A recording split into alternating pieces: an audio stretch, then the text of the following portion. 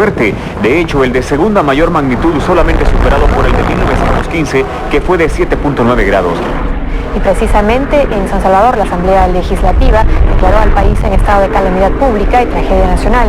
Vivir en Centroamérica es vivir sobre una línea fracturada. Aquí, donde las placas tectónicas chocan y se hunden, los sismos no son una excepción, son parte de la cotidianidad. Y sin embargo, rara vez nos detenemos a entender las causas, cómo se mueven o por qué es tan importante estar preparados. El terremoto no dejó un solo rincón de El Salvador donde su destructiva presencia no se haya hecho sentir. En el interior del país, donde todavía es muy difícil llegar, las primeras imágenes que se han logrado están revelando una tragedia de gran... Los instrumentos que tienen ellos no estaban calibrados para un sismo de esta magnitud y los instrumentos se saturaron totalmente. En este episodio abrimos una conversación urgente, la de comprender el riesgo sísmico desde la ciencia, la historia y la experiencia vívida. Luis Mixco, nuestro invitado, es un sismólogo y forma parte de un equipo que ha construido las herramientas más avanzadas para estimar y reducir el riesgo sísmico en El Salvador. El centro se ubicó frente a la Costa del Sol. La profundidad fue de solamente 60 kilómetros. Lo sintieron en toda la región, desde México hasta Panamá. Establecer el paso en carreteras bloqueadas por los deslaves, remover toneladas de escombros, regularizar la entrega de energía eléctrica y agua. Pero atrás de su trayectoria profesional, hay también un niño que sobrevivió al terremoto del 13 de enero del 2001 y que desde entonces ha convertido la memoria en vocación. A través de su mirada, exploraremos qué hay debajo de nuestros pies, cómo funciona el sistema de placas que atraviesan Centroamérica y qué significa realmente vivir en una zona sísmica. Porque cuando entendemos lo que nos mueve, literal y simbólicamente, también podemos aprender a resistirlo y a prevenirlo, y sobre todo, a no olvidarlo. El símbolo de la tragedia se quedó en Santa Tecla. Una buena porción de la cordillera del Bálsamo se desplomó sobre decenas de casas de la residencial Las Colinas, sepultando a sus habitantes. Ahí murieron 485 personas, casi el 60% del total de fallecidos. También hubo sobrevivientes. Esta no es la primera desgracia que abate a El Salvador. Guerras, huracanes y otros terremotos le han golpeado antes, y en cada ocasión los salvadoreños han sabido levantarse para seguir adelante. Luis Mixco, ¿qué te pareció estar en Proyecto Chachalaca? Mira, me pareció bastante bueno, interesante, ya que de hecho he estado en pocas veces en lugares así, como entrevistas así. Más que todo esa entrevista me gustó porque fue que yo pude hablar más coloquial, no tan técnico que a veces se requiere. De hecho, uno que estudia esto a veces se requiere ese tecnicismo para poder explicar que también que se entiende en otros, digamos, segmentos, otros sectores, ya que estamos hablando de que hay gente, ingenieros, arquitectos que también tienen que entender, por ejemplo, como conceptos estructurales, ¿no? Eso es muy importante, ¿no? Pero me sentí bien cómodo hablando, siento de que esos son espacios en el que uno tiene que compartir el conocimiento. Nosotros vivimos en un país que todos queremos y pues nosotros vivimos el 2001 que de hecho en mi familia pensábamos que decíamos no creo que El Salvador se levante de esto. Nos levantamos, somos un país resiliente, esa es la palabra, es muy importante para mí. De hecho yo tengo a mí me gusta escribir a veces también y a veces digamos, solo te comento algo, te quiero decir, te debo compartir algo muy personal. Esta vez que fui a Italia a mí me dieron un reconocimiento por el trabajo que he hecho acá en parte de sismología y ellos me hicieron una historia. De hecho te la puedo compartir para que la leas, ahí está mi historia. Por favor. Entonces yo le puse de título Del miedo a la resiliencia. Ese fue en inglés, ¿verdad? From the fear to the resilience. Así es, así me cuesta decirlo. Okay. Pero ¿qué pasa? El miedo que tuve en el 2001, el terremoto, porque fue un miedo duro. Estaba en un edificio alto y cuarta planta, sí. La planta y no se paraba de mover. A la resiliencia en estar yo en una institución que apoya, monitorea fenómenos naturales y ver cómo mi aporte va a ayudar a la población en el futuro. La próxima Eso es satisfactorio y de hecho también lo pongo en mi historia. Yo tengo una hija y yo a mi hija le explico todos los terremotos, ella sabe. De hecho en el colegio ella dice, cuando hay un sismo, ella dice, no, que mi papá él lo calculó, así lo dice, pero me gusta que ella vea mi trabajo y de que ella también tenga conciencia de decir, mira, mi papá está trabajando para apoyar a mi país. Claro. Porque yo vi mi país en el 2001 que estábamos de verlos damnificados en el Cafetalón, por ejemplo. Sí, a mí me causa una cosa, nunca lo he visto. O sea, es una cosa que dije, mi país se va a levantar o no. Y claro, somos un país resiliente. El Salvador siempre está, digamos, los salvadoreños siempre estamos trabajando, siempre estamos como queriendo mejorar nuestro país. Hay problemas, sí, pero creo que nosotros como equipo, como nación, tenemos un gran potencial de salir de estos tipos de terremotos. Que puede volver a pasar. Claro, no hay que olvidar el pasado. Ahora con mi conocimiento que he adquirido por los diversos, digamos, recursos que han habido por parte tanto del gobierno, varios también colaboraciones del extranjero, me ha permitido mejorar ciertas cosas como por ejemplo el código sísmico, que son ya nuevos mapas que van a aportar definitivamente a una mejor construcción. De hecho, hoy viene edificios en altura, que es una nueva apuesta en El Salvador, saberlos diseñar con los nuevos, digamos, con el nuevo, el estado del arte de la amenaza sísmica. Claro, del por país. supuesto. Entonces, en general, me ha gustado mucho. Hemos dado alguna bromita, ¿verdad? Que a veces a mí como a estar apasionado, y yo sé que hay gente que ha sufrido, pero por eso soy un poco cauto a veces, pero me permite de esa forma de decirlo para decir, hey, miren, vamos a tener un evento importante, no sabemos cuándo y hay que estar preparados. Por supuesto. Y es que de eso se trata al final de cuentas. O sea, nosotros tenemos que ver al pasado para afrontar el futuro y dentro de esto hay que aprender, porque es triste de pronto vivir cosas y no aprender de ello. Yo recuerdo en el 2001 que con mi papá, él trabajaba en una ONG, dirigía una, entonces íbamos al interior del país y podíamos ver cómo todo estaba destruido, como de la iglesia quizás solo quedaba un cachito, entonces ver a las personas pasar hambre, sufrir todo esto, y es algo para lo que tenemos que prepararnos. Exactamente. Perfecto. Muy bien, Luis, ¿comenzamos este episodio? Así es, démosle con todo. Por cierto, este es el primero de 2 episodios sobre sismos en El Salvador. Perfecto. Que comience el Zamaquión. Bienvenidos a Proyecto Chachalaca. Este es el episodio 148, el Zamaquión, terremotos en Centroamérica. Nos acompaña Luis Mixco para este episodio. ¿Qué tal, Luis? ¿Cómo estás? Muy bien. Tengan todos buenos días. También, Salvador, a toda tu audiencia. Y pues es interesante este tipo de espacios, ya que uno ya expresa la información, digamos, tanto científica, pero uno trata de hacerlo un poco más ameno y pues que llegue bastante lo que es el mensaje, ¿no? La gente que entienda. Ok, bueno, Luis, estamos en canícula. Así es. ¿Cómo te trata el clima? Bueno, primero que nada es una canícula extraña porque ha estado lloviendo, pero... Exactamente. De hecho, nosotros, por ejemplo, para cuando explicamos esta parte, ese término, decimos de que la canícula sí es un proceso, digamos, meteorológico en el cual no se escatima que no hayan lluvias. Sí hay un cese de lluvias, pero siempre van a haber, que es producto de lo que es la dinámica, siempre lo que se llama flujo del este, que va viniendo esas ondas tropicales y pues llegan a Salvador y pues ya precipita. Pero eso hay que saberlo explicar. O sea, canícula es que sí, hay una disminución de lluvias, pero no quiere decir que se limitan. Cuando es, al contrario, es la sequía, ahí sí. Cuando es sequía, hay un proceso meteorológico que se llama sequía, es de que no hay nada de lluvia. No hay lluvia y vienen los problemas, que hay, digamos,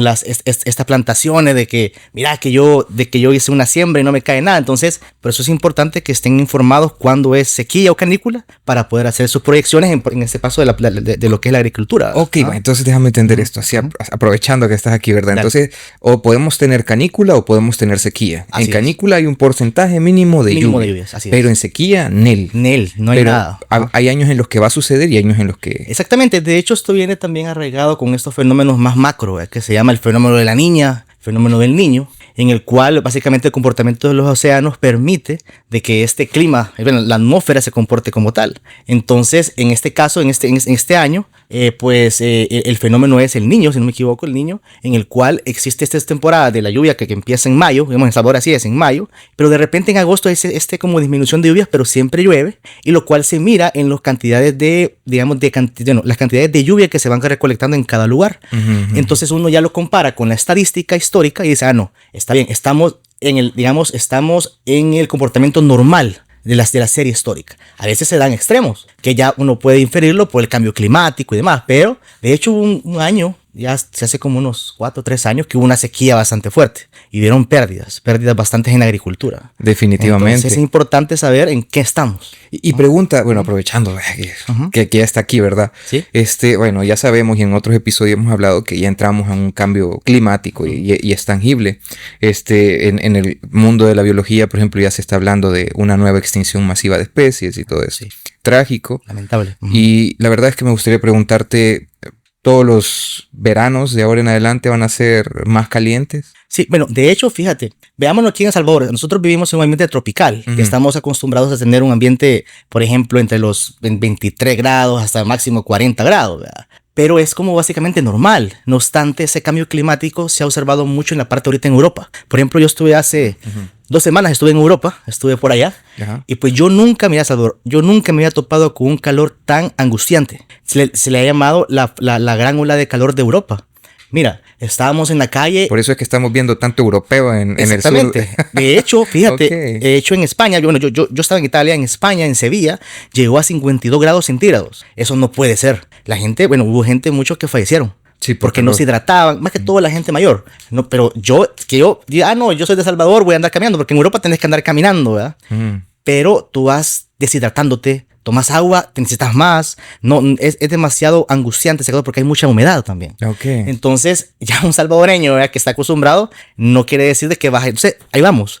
Que en otros países del mundo se están dando extremos y en nuestro país, cuando vemos un cambio mínimo, ya decimos, no, esto ha cambiado. Y así va. Esa es una cosa, digamos, paulatina. Okay. Paulatina, a veces también se puede decir de que hay frentes fríos, hay mucho frío. Es porque los extremos se están moviendo, están como te dijeron, están fluctuando, pero en lugares donde siempre han sido extremos es mucho más, que es lo que se ha visto ahorita en Europa, que es sorprendente ahí el calor y es el cambio climático. Totalmente. Eso definitivamente. Bueno, vamos a ver cómo nos toca a nosotros en los próximos. Sí, claro. En los próximos años. Bueno, me gustaría comenzar con esta pregunta. Esta pregunta es de rigor, Luis, y es ¿quién es Luis Mixco? Ok, bueno, yo soy un ingeniero civil salvadoreño. Bueno, tengo especialidades en la parte de sismología, más que todo en ingeniería sísmica, ya que como mi background es ingeniería civil, me gustan mucho las estructuras. De hecho, yo cuando salí de la universidad, yo salí a diseñar estructuras. De hecho, diseñé algunos trabajos que tuve, pero también estaba la parte de la construcción. Digamos, en la ingeniería civil es muy multidisciplinaria, hay muchas cosas, pero a mí era ver un edificio, diseñarlo, calcularle las losas, las columnas, las vigas, y pues eso es lo que aprende uno. Claro. Entonces, pero la vida me fue llevando, y pues Luis Mixco se convirtió ya en un, como quizás, pues se podría decir, alguien que conoce un poco más sobre la sismología del país, el cual es importante saber cómo se mueve nuestro territorio para poder nosotros establecer, por ejemplo, te digo, hacer nuevos planes de desarrollo, en el sentido, mira, no pongamos acá una nueva urbanización porque hay una falla geológica, por decirte algo bien extremo. La otra cosa también es, mira, este sismo que es recurrente, dependiendo de los análisis que uno hace, puede ser de que exista una incursión del mar, producto de un tsunami. Alejémonos un poquito. O mira también que los sismos también desencadenan deslizamientos de tierra. Okay. Mira, hagamos modelaciones, porque es que trabaja mucho la matemática, o sea, computación, vea modelos numéricos. Veamos la zona donde puede fallar un deslizamiento producto de un terremoto o un sismo fuerte y donde no construir. Entonces, ¿qué te digo? O sea, yo me he convertido en una persona que le gusta seguir innovando, ver las cosas de otros países y poder mejorar nuestro país. ¿Verdad? Ok, mira, qué así interesante. Es. Bueno, pero mira, retomando de ahí mismo, o sea, pero es que aquí podemos encontrar personas que construyen en cualquier parte, pues, o sea. Sí, así es. Bueno, sí, existen, en todas las ciudades existen ciertas como viviendas informales, las cuales no tienen ningún permiso, inclusive ninguna supervisión controlada. En esto que estamos hablando de los terremotos, puede existir a veces de que se hagan edificaciones, pero no estén, digamos, bien diseñadas y puedan sufrir colapsos, por decirte algo. Pero también en lugares que son, digamos, vulnerables o están expuestos a una amenaza, y después ahí el riesgo se incrementa. Ahora bien, en estos últimos años se ha visto, bueno, yo he visto que se ha mejorado la parte de poder establecer ciertos criterios. De hecho, ya digamos cerca de unos 5 o 6 años atrás, ya se establecieron ciertas cotas a donde no construir. De eso, digamos, nosotros en el volcán de San Salvador vemos como si fuera árbol de Navidad, ¿no? Entonces, terrible, de hecho, varios de nuestros colegas expertos, ¿no? Que vienen de otro país, miren, y eso es el volcán, me dicen. Sí, el volcán ya parece como que... Exactamente, y pues es un volcán activo San Salvador. Entonces va a llegar a hacer erupción y van a haber problemas, obviamente. Y pues, pero ya están establecidas esas viviendas. Tengo un montón de preguntas respecto a eso, pero ¿sabes qué? Vamos aquí en orden. Primero todavía te vamos a terminar de conocer. Sí. Porque el volcán o lo volcánico como tal, sí me gustaría que lo abordáramos profundamente. Pero antes de continuar, me gustaría preguntar, ¿existe algún momento en tu vida que te gustaría compartir con nosotros? Sí, bueno, en mi vida, comentarte, siempre, mis padres, siempre, mi papá es un ingeniero civil, mi mamá es arquitecta, entonces siempre estuvimos con los números, todo eso. De hecho, yo acompañaba a mi padre a las obras de construcción, porque mi papá es constructor. Lo acompañaba, yo decía que sea bien chévere ver el concreto, ver que él decía, mira, vamos a hacer estas viviendas, ya después verlas construidas, esto lo hizo mi papá. Entonces, era bien chévere, porque yo tengo un hermano mayor, con mi hermano nos separamos 1.5548 años. Yo calculo bien todo. Más, sí. Entonces, y es bien risible porque eso siempre lo digo, porque siempre nos llevamos esa diferencia. Y pues los dos estudiamos ingeniería. Empezamos juntos y salimos bien, juntos. Y el ingeniero civil también. Ingeniero civil. Para variar. En esa casa se huele la construcción. Exactamente, números, planos y toda esa onda. Ahora con el AutoCAD, con el AutoCAD, claro. Toda esa parte ya. Diferente, pero todos manejamos esas herramientas. Pero lo que te quería decir es de que exactamente con mi hermano tengo una gran historia, porque ese día 13 de enero de 2001, a las 11:35 estábamos en clase de inglés. Yo estaba en el ITCA, cerca de acá, en un edificio que hoy me recuerdo, después yo digo, estaba bien diseñado porque sobrevivimos, porque fue un gran movimiento, de 4 niveles, creo que era por cerca de la cancha, y estábamos en el último nivel. Entonces, y de hecho, una cosa risible de que estábamos escuchando, aprendiendo esta canción de los Red Hot Chili Peppers de Californication, que es la parte del terremoto. Entonces, y fue bien curioso porque empieza a temblar. Y después ahora yo decía, hey, está temblando, porque hey, todos quietos. Entonces eso se intensifificó. No sé si tú también lo sentiste, esa cosa. Esa cosa en esta sala estábamos acostados viendo tele. Una cosa increíble, pues. Sí, totalmente. Y no paraba. Entonces, con mi hermano, como ya mi papá nos había dicho, miren, si tiembla, quédense en el lugar, no salgan corriendo. Todos nuestros compañeros salieron corriendo. Nosotros nos quedamos ahí. Mira, era increíble ver los pupitres cómo iban de un lado a otro. Con mi hermano decíamos, este es el fin del mundo. Porque eso es lo que decíamos.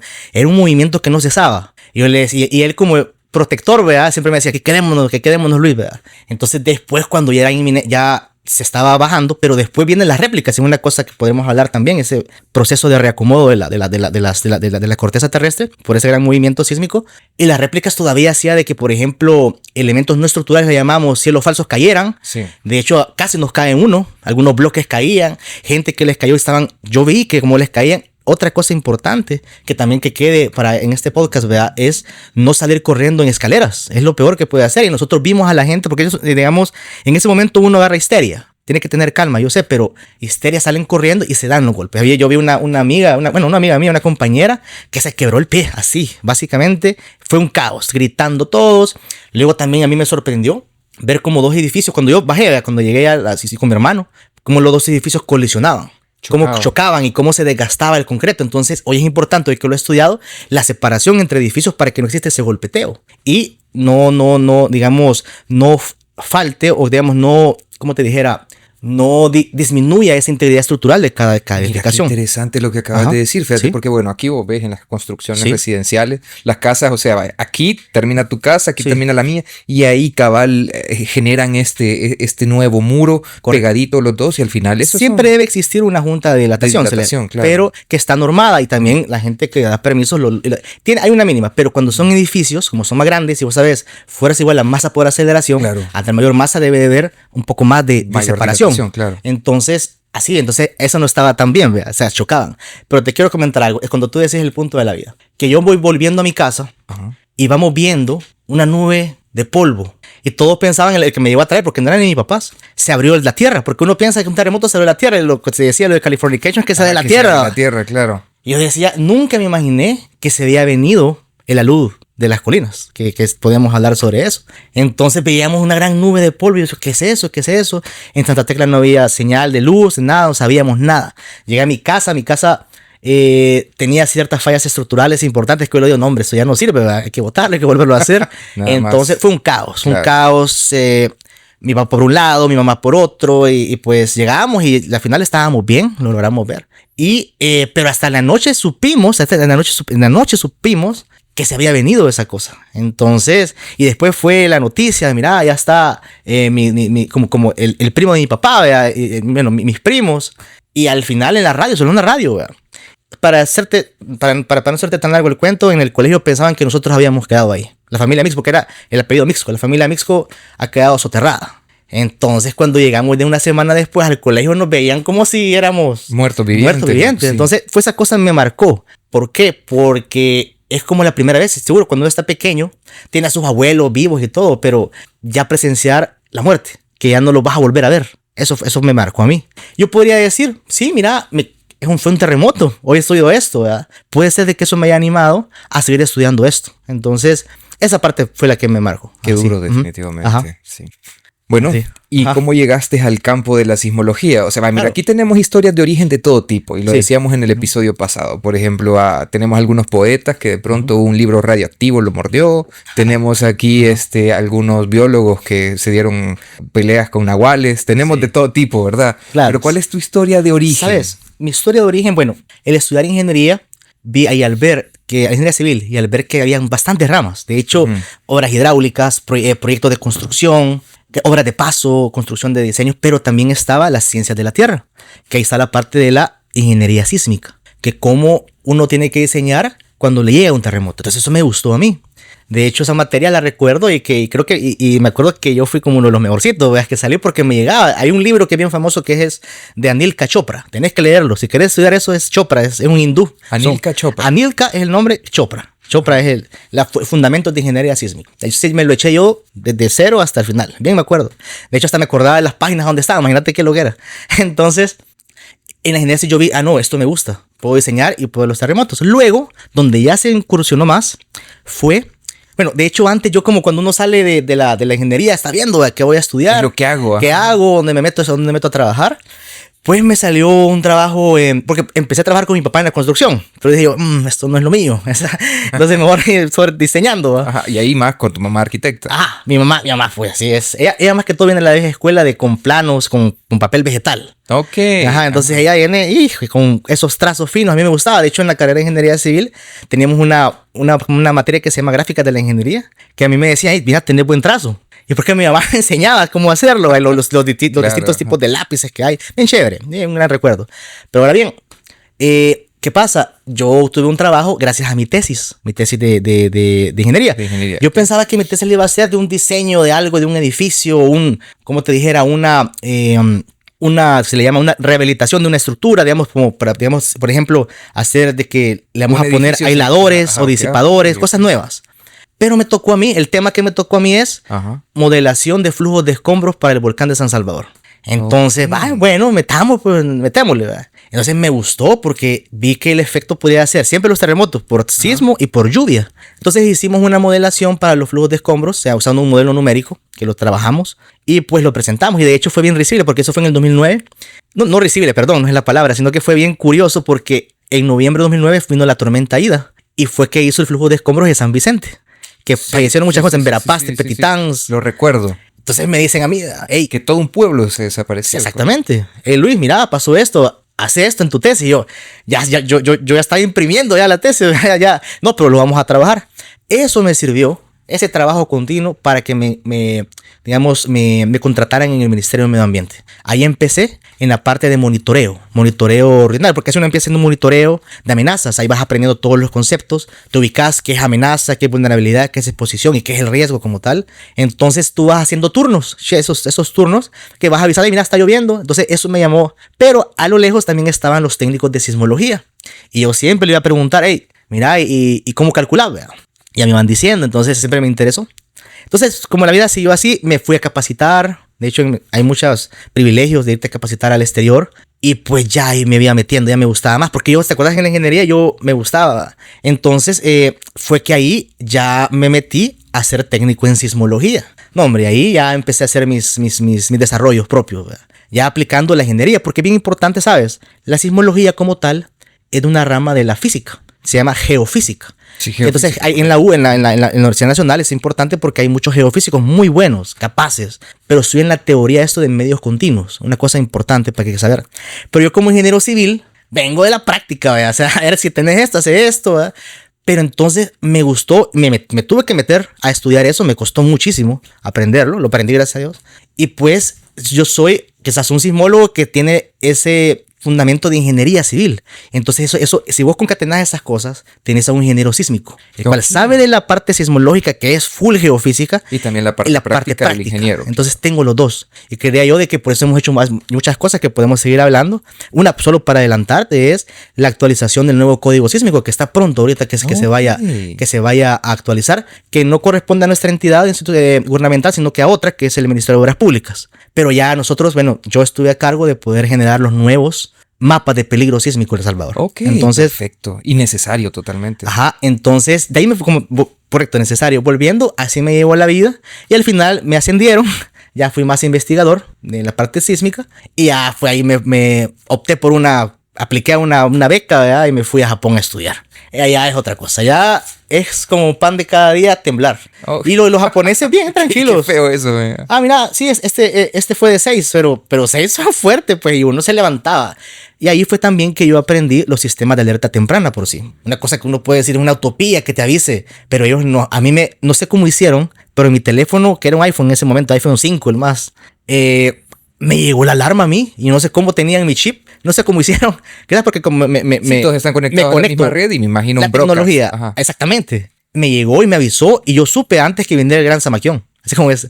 Zamaquión. Entonces, eso. Ajá. Qué interesante, ¿verdad? Qué loco también. Bueno, sí, mira que aquí realmente también pensamos en ponerle terremoto, traca a este episodio. Famosa, ¿no? Así nos iban a demandar por copyright. Bueno, mira. Ahora, ¿y cuál es tu relación actual? ¿Cómo sentís que tu relación actual, en pocas palabras, con la sismología? Por ejemplo, para algunos, la relación que tienen con lo suyo es como una especie de matrimonio de 40 años, o sea, o de pronto es así, recién enculado, no sé, ¿cómo te identificas vos? Mira, ahorita estamos en una relación, porque llevamos estable, se puede decir. Ajá. Yo ya llevo de hecho, en la parte de monitoreo de ciencias de la Tierra, ya llevo 15 años. 15 años. Ajá, y en sismología ya llevo 8. O sea, yo me he dividido en la parte de deslizamientos y también de... Porque una relación polimorosa, entonces. Ajá, ahí un poco. A veces hay complicaciones, pero se sale. No, okay, sí, como a veces se dan enjambre, hay enjambre sísmico. Qué extraño suena eso. Sí, serie sísmica que hay que entender, ¿verdad? Claro. Lo mejor posible. Y pues, lo primordial nosotros es como avisarle cuanto antes y digamos, ser fidedignos en nuestra información a la gente para que no se confunda. Hombre, mira, Salvador, nosotros hemos recibido insultos de todo. Claro. Pero está bien, porque uno hay que ver de lo negativo sacar lo positivo. Bueno, hay que explicarlo mejor. Entonces, eso, hay unas entrevistas que he tenido también. Entonces, quiero hacerlo cuando tú decís que a veces uno siente, ¿para qué estoy haciendo esto si me están diciendo por tal, por cual, ¿verdad? Entonces, pero después dice uno, no, hombre, mira, hay cosas nuevas que hay que hacer. Bueno, la parte del código es una cosa primordial acá en el país. Sí, necesaria. Entonces, eso te va inyectando, te va motivando para que tú sigas en ese camino. Porque, por ejemplo, algo que tal vez habría que decir que es triste, y es que históricamente en El Salvador hemos tenido que pasar por catástrofe para poder decir, bueno, revisemos, ¿verdad? Revisemos el código. Planificación. De hecho, por ejemplo, el 86 produjo modificaciones y revisiones que en el 2001 ya pudimos ver, por ejemplo, que no se cayeron tantos edificios como en el 86. Exactamente. Y de hecho eso es una práctica común en América Latina. Duro. Que tiene que haber un evento catastrófico como un terremoto para que las autoridades se pongan, digamos, a hacer bien las normativas. Pero, ¿sabes? Hay que destacar algo. Nuestro código sísmico, si bien no se ha actualizado de hace bastante, del 94, 97, que se publicó, bastante tiempo, de los 90, imagínate. Pero ese código en particular no nació después de un terremoto.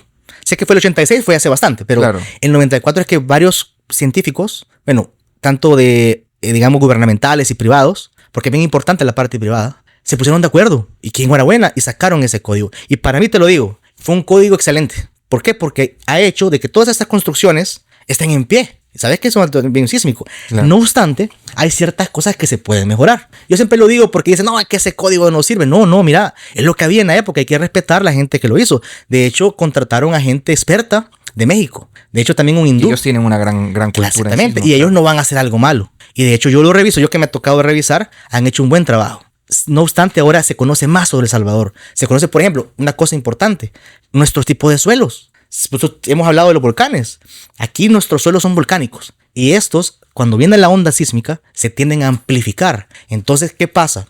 Modifica la duración del terremoto y modifica la amplitud del mismo, haciendo de que sea más fuerte que lo que uno ha pensado. Entonces, eso no está muy bien analizado en el código y hay que decirlo. Ya en este nuevo código que nosotros queremos implementar con todas las instituciones, gran esfuerzo de todos, la verdad, ahí queremos ya meter ese granito de arena, ya conociendo nuestra estratigrafía. Entonces, entonces ya con esto, digamos, en este nuevo código ya se conoce muy bien cómo digamos que se transmite la energía a través de este medio sólido, que es el sustrato salvadoreño. Y lo mejor es de que ya tú tienes que cómo se va a comportar adecuada, o sea, cómo se va a comportar realmente tu estructura. Ok. cómo le va a llegar en en los cimientos, cómo va a ser esa interacción suelo-estructura y cómo los componentes se van a comportar. Ya es una mejor aproximación. Ok. Eso hay que decirlo. Bueno, y después de esta introducción tan interesante, vamos a comenzar por aquí. Bueno, vos sabés, El Salvador es un país altamente sísmico y estamos situados sobre el cinturón de fuego del Pacífico y también asentados sobre fallas, ¿sí? La de los Cocos, la norteamericana y la, ¿cómo se llama? La continental de nosotros, los Cocos y la... El Caribe. Y el Caribe. Sí. Ok. Bueno, entonces, en este episodio vamos a tratar de hablar un poco acerca sobre los sismos, ¿De acuerdo? qué son, qué es lo que sucede, también un poco de lo que podemos hacer y claro, una duda que todos tenemos, ¿verdad? Estamos esperando un gran sismo. Ok. Entonces, bueno, aquí vamos a comenzar con esto. Mixco, ¿qué es un sismo y qué lo provoca exactamente? Perfecto, sí. Aquí yo, digamos, tengo una definición que me gusta mucho. De hecho, yo he buscado muchas definiciones y esta me gusta. Porque básicamente es un movimiento brusco de la Tierra. Puedo decir, un movimiento brusco de la Tierra o también un movimiento súbito que va de una manera repentina que se produce debido a la acumulación de energía en ciertos lugares de la corteza terrestre que llega un momento que ya no aguanta. ¡Hey, ya no aguanto! Dice. Y se mueve entre ellos. O sea, son dos bloques macizos que se mueven entre sí, produciendo un movimiento brusco. ¿Sí? Entonces se libera una gran cantidad de energía, la cual se le conoce como energía sísmica, a través de unas cosas que se llaman ondas sísmicas, que son ondas de cuerpo, que son las que viajan, o sea, se dice cuerpo porque viajan a través del cuerpo de la corteza en ese trayecto y llegan a la superficie, que es donde ya nos afectan a nuestras viviendas y que sentimos esa gran zamaquión. Entonces, esas ondas sísmicas es bien interesante analizarlas, porque hay de diferentes, ¿sí? Hay ondas primarias, ondas secundarias, y cuando llegan a la superficie son ondas superficiales, que son las que afectan más a la estructura. Entonces, pero ¿cómo se produce un sismo? Como tú decías, esa es la definición, un movimiento brusco súbito que es entre dos bloques macizos rocosos, ¿sí? Debido a la acumulación de energía y ceden entre ellos y se libera energía. Ahora, ¿por qué se produce? Bueno, nuestro planeta Tierra, así como otros planetas y también otros satélites como la Luna, hay una dinámica interna, ¿sí? Una dinámica interna, la cual tiene su núcleo, sus diferentes estratos, digamos. Entonces hay una capa de la Tierra, la cual es la que nos produce este tipo de movimientos. Me estaba recordando de un chiste que es la que nos da trabajo. ¿Por qué? Porque lo que nos da, entonces, porque es como una capa viscosa que está en constante movimiento, que se le llama astenosfera, que corresponde a lo que se le llama manto de la parte de la Tierra. Ahora, la corteza está inmediatamente arriba de ese manto. Entonces quiere decir que nosotros estamos flotando en algo como una piscina que está moviéndose, ¿sí? Esto se le llama, que ese movimiento se llama corrientes de convección, en el cual está trayendo material viejo a nuevo, como una especie de círculo abajo en esa misma astenosfera, haciendo de que arriba de la corteza existan como una especie de rompecabezas, que son las placas. Entonces las placas están moviéndose sobre esto, digamos, como una piscina. Estamos hablando de una piscina, eso es una analogía, pero digamos, bastante incandescente, que se mueve, magma, muy bien, tú lo has dicho, magma, la cual hace de que ese movimiento, esa dinámica interna de la Tierra produzca ese movimiento de las placas tectónicas, ¿sí? Ahora bien, ese movimiento de las placas y esos esfuerzos que se van acumulando, esfuerzo, cuando yo hablo de esfuerzo, son fuerzas que se van concentrando en las rocas, como ellas están bien apretadas, ¿no? Producen esta misma dinámica de las placas tectónicas, producen ciertas fracturas que se dan dentro del territorio, que se le llaman fallas geológicas, ¿ok? Entonces tenemos movimientos de fallas geológicas en el territorio, producto de la dinámica interna de la Tierra por las placas tectónicas, y tenemos ese proceso que le llamamos proceso de subducción. Ok. Yo voy a intentar, digamos que explicarlo de una forma más sencilla. El planeta es como una cebolla y tiene capas. Tiene capas, sí. Vamos a utilizar aquí la analogía de Shrek, ¿va? Entonces hay una capa, que es una capa, digamos que un poquito más, ¿cómo lo podríamos decir? Más móvil, que está hecha de magma y sustancias de la Tierra, por así llamarlo. Entonces, arriba de eso está la corteza. Que la corteza son como piezas, digamos que un poquito más rígidas y también más, digamos que, como que cuando usted le pega el crème brûlée, se quiebran como pedacitos. ¿Verdad? Correcto. Entonces, como esta cebolla y en la capa inferior se está moviendo, en la parte superior está como agarrando posición, agarrando parte. Entonces, muchas veces, y que es lo que nosotros podemos ver cuando buscamos ahí la falla que le da parte a Centroamérica, que es la de los Cocos y la del Caribe. Entonces podemos ver que una está como tratando o está por debajo de la otra y está empujando. Entonces así como cuando está haciendo fuerza, llega un momento en el que se libera. Se libera. Y esa pequeña liberación de energía para la corteza, esa pequeña liberación para nosotros es el zamaquión con todo. Así es. Ok. Donde se liberan las ondas sísmicas que hablábamos. ¿sí? Ok, definitivamente. Entonces, eso que tú mencionabas, la subducción, es un proceso que está en varias partes del país, en varias partes del mundo, no solamente en El Salvador. Claro. No obstante, en El Salvador tenemos solo 2 plaquitas chiquitas, que es la placa de Cocos y la placa del Caribe. Son relativamente pequeñas comparadas con las grandes placas que existen, que son aproximadamente como 7, ¿no? Son grandes placas. Ahora bien, esta nuestra placa se mueve a una tasa, a una actividad, se le llama tasa de actividad, se mueve a cierta velocidad. El dato está entre 7 a 8 centímetros por año. ¿Cómo que no va a temblar? Si se mueve, eso se está moviendo. Nosotros le llamamos como la fábrica de terremotos, es la subducción, porque es una fábrica que la placa de Cocos se está metiendo debajo de la del Caribe, pero cuando llega a una parte debajo de la astenosfera, esta se va como fundiendo. Se llama melt. Entonces esto va moviendo la corriente de convección. Entonces se va formando se va, digamos, destruyendo la parte de la corteza. Entendí. Entonces viene y se mete por debajo de la placa del Caribe, se vuelve liquidito y regresa a la cola. Ahora bien, en ese trayecto que se está regresando, a veces pueden haber unas cosas que se llaman diques o ductos. Es donde son los canales que le alimentan a los volcanes, que es donde le inyecta la magma y le va llenando la cámara magmática y siempre después de un zamaquión fuerte, se inestabiliza la zona y como tú sabes, todo fluido, esa es la parte del fluido, se van en donde, empieza a buscar los lugares un poco más accesibles en esas cavernas y llegan a la cámara magmática de un volcán, porque un volcán tiene una cosa que es una piscina al fondo, que se le llama cámara magmática, un reservorio, donde ese magma que se está fundiendo, se va incursionando y llenando la cámara. Y siempre después nosotros, después de un zamaquión fuerte, vemos si algún volcán está echando humito. Es porque le ha ingresado cierto magma. Y como hay bastantes gases presionando, tiene que salir un poco de vapor. Quiere decir que decimos, el magma está en superficie, ha subido. Pero entonces, los terremotos y este ciclo de movimiento tiene relación con el surgimiento de volcanes. Exactamente. Ahí sí estamos bien. Porque muchas personas, fíjate, y esto lo queremos abordar más adelante con un vulcanólogo, porque la gente piensa que los volcanes han estado ahí toda la vida, pero los volcanes en algún momento son como un grano que le sale a la tierra y ¡pum! Un grano, así es. Y sabes, y es por la dinámica interna, ¿sabes? Solo te pongo un ejemplo. Antes de lo que sabemos nosotros, vea, cuando estaban los dinosaurios, la Pangea, que todo era. Imagínate cómo están ahora divididos los continentes. ¿Por qué? Porque eso se ha seguido moviendo. Sí. Se sabe y se dice. Así, pero estamos hablando de años geológicos, que son millones de años. Claro. Centroamérica va a desaparecer en algún momento. ¿Por qué no? Sí, en algún momento apareció y vuelve a desaparecer. Va a desaparecer. Claro. Se está moviendo. Esas rompecabezas se están moviendo. Entonces, en ese movimiento, a veces chocan ciertas, digamos, partes de las cortezas chocan y producen esos granos, que son los volcanes, ¿sí? Entonces, esos volcanes ya van teniendo toda su cavidad, sus diques, sus conductos, sus cámaras magmáticas y encuentra ya el magma, se mete ahí y ahí lo va haciendo. O sea, es una cosa, se vuelve a decir, tan perfecta que se podría decir de que así es el surgimiento de la actividad volcánica. El surgimiento del accidente, digamos, en lo que es el relieve topográfico de los volcanes es producto de la dinámica de los continentes, ¿sí? Eso es. Ok. Bueno, y está el sismo y el terremoto. ¿Son lo mismo? ¿Qué es lo que podemos decir? Sí, mira, eso es bien una pregunta que hacen muy a menudo. La verdad que a mí me gusta cuando es en inglés, pero dice earthquake, movimiento de la tierra. A veces sería más fácil decir el movimiento de la tierra, pero no. Tenemos nosotros en nuestra, digamos, lenguaje... En nuestro belleza de nahuatl que tenemos aquí. Exactamente, tenemos la parte de terremotos, sismos, temblores. También es un temblor, ¿verdad?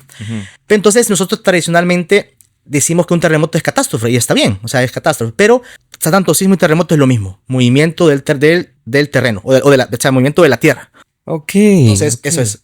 ¿Y cuáles son las placas tectónicas más importantes a nivel mundial? Dijiste 7. Sí, son 7. Okay. No me acuerdo de todas ahorita, pero la más importante que tú me dices es la placa del Pacífico, que es donde tú bien decías, me acuerdo que me decías que somos parte de ese anillo del Pacífico. Claro, ¿sí? Claro, sí. El anillo. Entonces, esa placa del Pacífico, tiene donde se originan los volcanes, tiene también donde se dan, por ejemplo, los tsunamis. O sea, la placa del Pacífico es una de las más importantes. ¿Por qué? Porque es la que tiene mayores regímenes de subducción, por ejemplo, por así decirlo, donde se da el proceso de subducción y también la generación de, digamos, maremotos o tsunamis. Entonces, yo planteo esto. Entonces, si esa placa, si llegase a quebrar... Sí, de hecho, esa placa en sus bordes tiende a moverse. O sea, es la gran placa.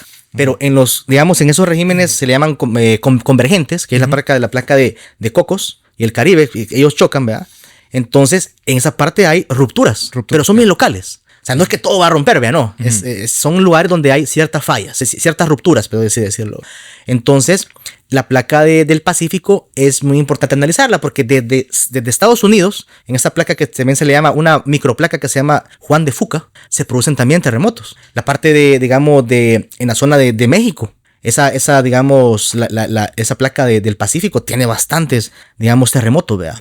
Y otras son pequeñas placas, que es como la placa de Cocos y la del Caribe. La de nosotros son pequeñas, pero tú sabes, nos ha producido terremotos muy fuertes. Claro. Bueno, y aquí me gustaría preguntarte esto, ¿verdad? ¿Cuáles han sido los sismos más destructivos en la historia de El Salvador? Sí, mira, nosotros tenemos una cronología histórica de sismos bastante importante. Y de hecho, que siempre si tú ves en la historia, siempre dice San Salvador se destruyó. Entonces la gente se tuvo que movilizar. De hecho, tú sabes, las capitales se han movido. ¿Por qué? Porque han habido colapsos totales de las estructuras que habían en ese momento. Que En Nicaragua pasó también esto. Fíjate, en Nicaragua también la vieja ciudad de Managua, y después se movió por un terremoto. Se movió por eso mismo, porque han habido esos terremotos. Y pues, básicamente en El Salvador, los más destructivos, así te lo digo, son los sismos que ocurren en las fallas geológicas.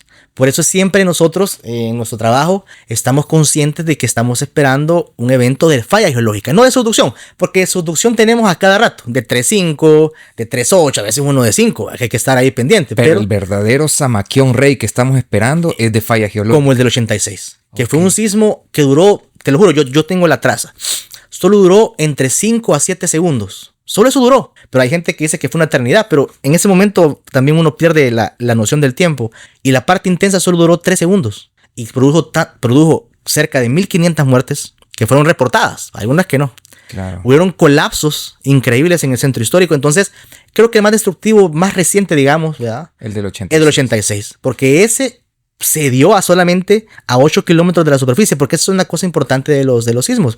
Entre más superficiales relativamente están, es más peligroso, digamos, tiene más daño a lo que son las estructuras. ¿Por qué? Porque las ondas llegan bien rápido, ¿no? Ok, mira que lo... Bueno, nosotros aquí en el registro histórico está, por ejemplo, el terremoto de 1917, que ese tuvo su particularidad, que vino con sismo y erupción volcánica de San Salvador. Que ese fue un zamaquión violento. ¿Sabes? Ese 6 de junio de 1917 fue el día más caótico de El Salvador. ¿Por qué? Te explico. No quedó de la hora, pero hubo un evento sísmico en lo que es una falla geológica bastante, digamos, analizada, que es la falla de Armenia, Sonsonate. Okay. Se movió. Estamos hablando de un 5.9, por ahí. 5.9 en ese momento, el magnitud. Ahora, luego, una hora después, se produjo un movimiento, una falla geológica, se ha hecho muchos estudios al norte de San Salvador, que es la falla de Guaycúme, que tú la puedes ver, si tú te metes en Google Earth, tú ves bien exactamente ese escarpe, le llamamos, ese cambio en la forma de la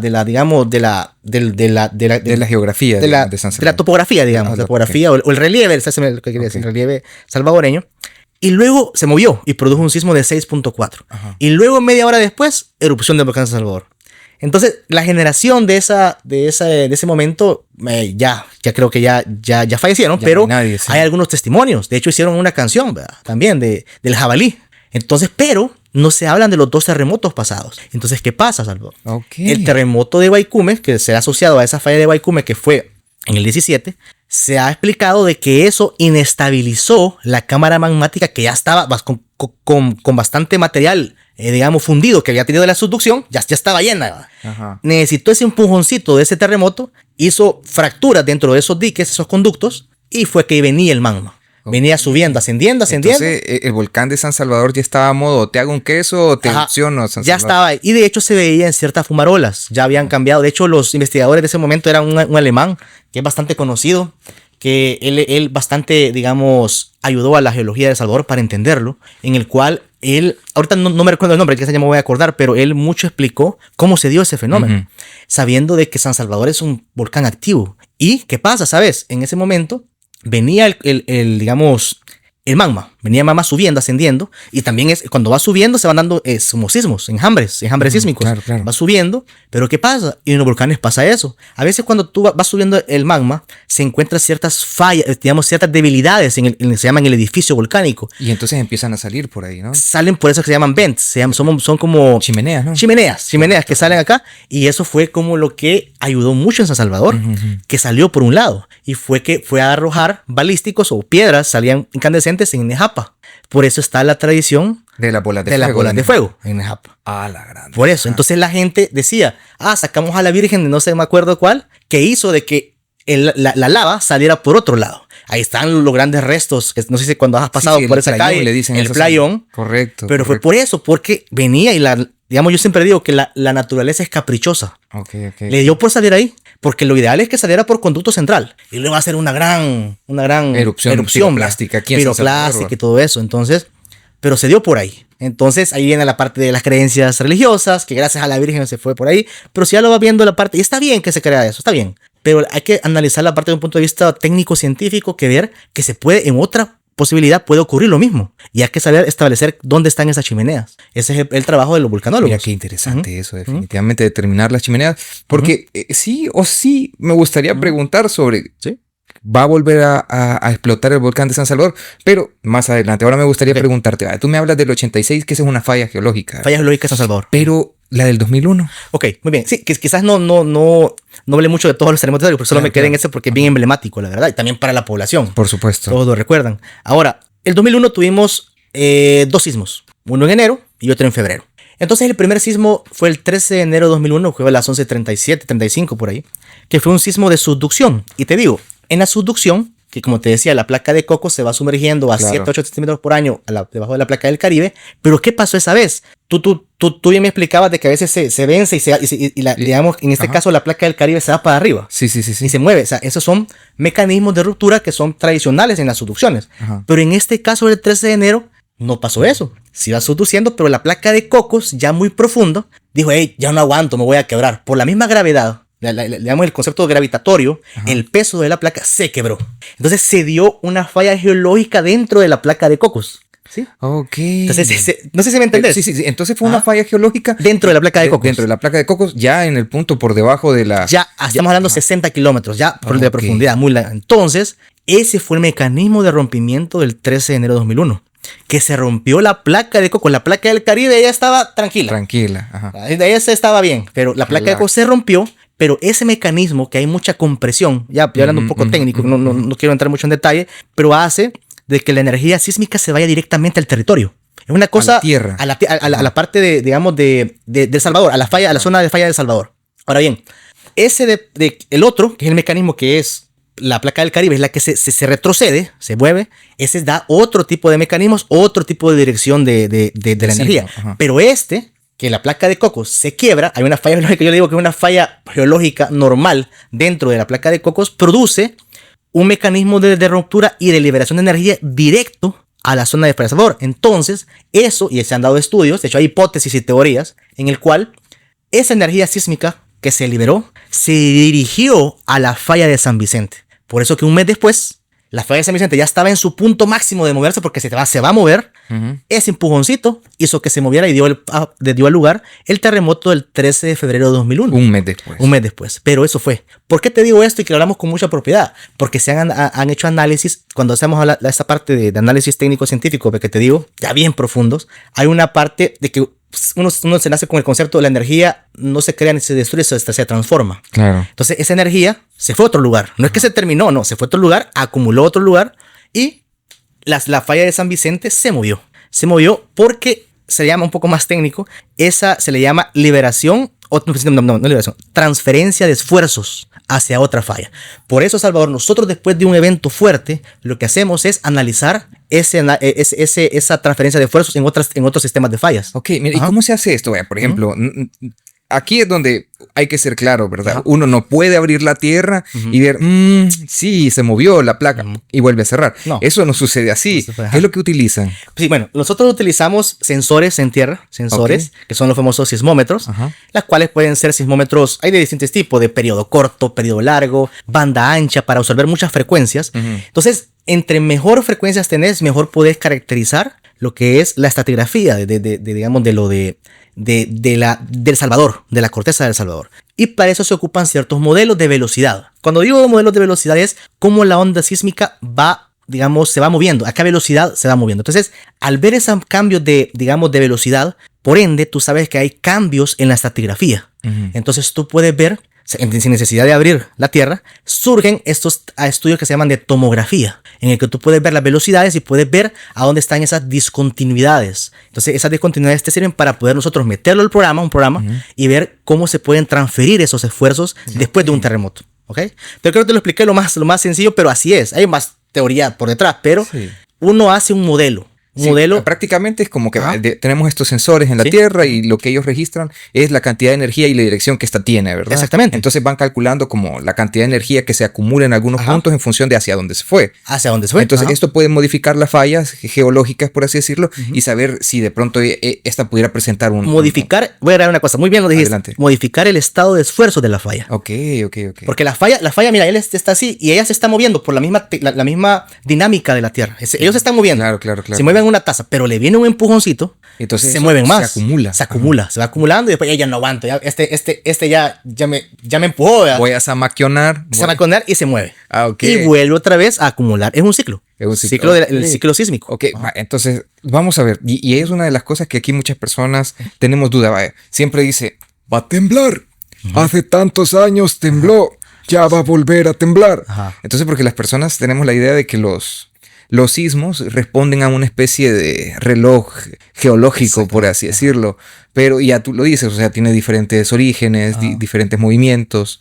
Pero me gustaría preguntar, yo sé que ha sido hasta tema de películas, que se pueda calcular, digamos que la posibilidad de que se dé un terremoto. Me imagino que no es que podamos decir en qué momento va a suceder, pero podemos, como tú ya lo dices, calcular la cantidad de energía que se acumula, la cantidad de esfuerzos que se están acumulando. Que se transfieren a otro sistema de fallas. Okay. Entonces la pregunta es, ¿hay algún, digamos que, reloj o tasa en la que nosotros podamos decir de tal año a tal año hay posibilidades de que se dé un zamaquión o cada año aumenta la probabilidad de que se dé el zamaquión? Ok, perfecto. Y aquí voy a empezar la respuesta es partiendo de que ningún sismo se puede predecir. Ok. Se puede tener la tecnología japonesa, estadounidense y no se puede. No se ha podido nunca. Lo que se hace uno es hacer proyecciones. O también hacer en base a probabilidades. ¿Okay? En esta parte de las ciencias naturales, la probabilidad juega un papel muy importante, ya que te permite, con todos los datos que tú tienes científicos, poder calcular una probabilidad de que se pueda dar. Puede ser que sí, puede ser que no. Pero tú también vas analizando, esta falla ya tiene tiempo, ya se movió hace poco, o sea, tú lo estás analizando. De hecho, en Estados Unidos tienen bastante bien estudiada la falla de San Andrés, por ejemplo. Es común, ¿ve? Lo que sale en las películas, la falla de San Andrés. Entonces ellos saben qué tanto se mueve y también ellos plantean probabilidades. Mira, ahorita está a 68% de que ocurra un evento de tal magnitud, porque se puede calcular, pero esta ciencia no es exacta. Pero te permite generar mapas de peligrosidad con una cosa que se llama periodos de retorno. Entonces uno ya puede hacer proyecciones. Ahora, no es lo mismo, a veces nos dicen, pero los de meteorología pueden pronosticar. Yo no me atrevo a decir pronóstico. Claro. Pero ellos tienen los satélites, miran la nube, ¿verdad? Sí, también tienen, por ejemplo, los radares. Lo están viendo. Están viendo cómo se mueve la atmósfera. Sí. Pero ¿cómo hacemos para ver lo que está ocurriendo ahí abajo? Inclusive, si lo podemos entender, es bien complejo. Porque hay bastantes rompecabezas. Entonces, lo que se hace es ir a nosotros obteniendo información gracias a los sensores y poder hacer modelos. Son modelos que tenemos, los cuales tienen su incertidumbre. Eso es una cosa también de dejar en este podcast, de que todo modelo tiene que tratarse su incertidumbre. Si no se trata, estás perdido. ¿Por qué? Porque no es un modelo exacto, sino que tiene, así como en toda estadística descriptiva, tiene desviaciones estándar y tiene medias, promedios. Entonces uno puede decir, no, mira, yo estoy haciendo mi modelo con un porcentil del 86%, que es un sigma, ese se le llama. Entonces, tu modelo va a estar acorde a eso, pero tú consideras esa incertidumbre que al final es, como estás modelando, se le llama incertidumbre epistémica. O sea, hay dos tipos de incertidumbres, aleatoria y epistémica. Lo que uno trata como modelador es tratar de reducirla, esa incertidumbre epistémica, para llegar a tener un modelo un poco más acorde a lo que está ocurriendo en tu país. Entonces nosotros hemos logrado eso con las diferentes mediciones que tenemos desde hace bastante, ¿no? Entonces, eso hacemos y ya se derivan diferentes productos, mapas con probabilidades. Mira, en esta zona, esta falla tiene la probabilidad del 10% en 50 años, que pueda producir aceleraciones de, por ejemplo, ¿qué te puedo decir? 0.8 veces la gravedad. Entonces, uno lo que hace es ya mapas, porque eso es lo que uno tiene que ver, lo que mencionaba antes. Está la sismología como tal, pero ¿cómo lo aplicas? Ahí viene la ingeniería sísmica, generar mapas que le sirvan a una, digamos, institución que hace proyectos de construcción. Mira, en este lugar, Luis, puede ser de que en cierto periodo se alcance tanta aceleración. Entonces no vas a poner una estructura bien grande acá, claro, porque la aceleración tenés que... Entonces eso es lo que... no sé si me entiendes. Voy a intentar explicarlo y tú me dices si me equivoco, ¿verdad? Porque es que tú lo tiras desde muy arriba, pero vamos a ver, voy a poner un ejemplo así medio exótico. Imagínate que bajo la tierra hay unas barras de hierro, por así, vos míralo como barras de hierro. Entonces hay unas barras de hierro enormes, que son estas placas que están, o más bien placas de hierro enorme que están estas placas, ¿verdad? Entonces, cuando estas placas liberan energía y se producen estos movimientos generan energía que van hacia estas otras barritas, por así decirlo, más pequeñas. Exacto. Y van acumulando energía. Sí. Entonces, llegada a cierta cantidad de energía, vibran nuevamente y la liberan. ¡Plum! La golpean. Entonces, estas fallas son como acumuladores de energía que se encuentran en diferentes lugares. No todo bajo la tierra acumula energía. Solo ciertas características. Estas barras, por así decirlo, que pueden ser pequeñas placas o como sea, o pequeñas placas en V que están a punto así como de quebrarse en cualquier momento. Pero la cosa es que esto es continuo. Sí. Estas son estructuras geológicas, por así llamarlas, estructuras geológicas de la Tierra, que prácticamente lo que hacen es acumular y tarde o temprano liberar energía. Sí. Entonces esto permite el movimiento de la Tierra y la reconfiguración de ella, porque hay que recordar que el planeta como tal siempre está en reconstrucción. Correcto. Ahora, y cuando tú hablas de la incerteza que puede tener una medición, es porque no podemos calcular a ciencia cierta la energía que se encuentra acumulada, porque también...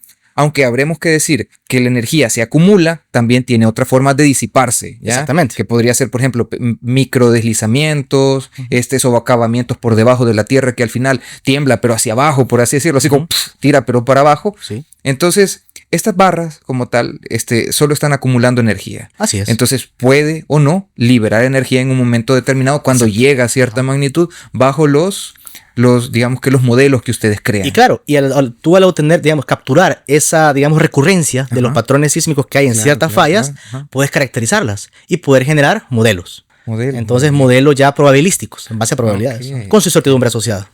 Mira, que eso es bien interesante. Muy bien, buena explicación, está bien. Mejor. Mejor que... Pero vamos a ver. Entonces, digamos que hay escenarios, ¿no? Escenario. Por ejemplo, vimos el escenario del 2001, que es un escenario muy particular, en el que prácticamente se creó una falla en la placa, ya en el punto que se encuentra por debajo, y por su propia gravedad, en la de Cocos, generó una ruptura, y esa ruptura... activó, por así decirlo, un zamaquión en la placa. Transfirió a la placa continental en la que estamos montados. Exactamente.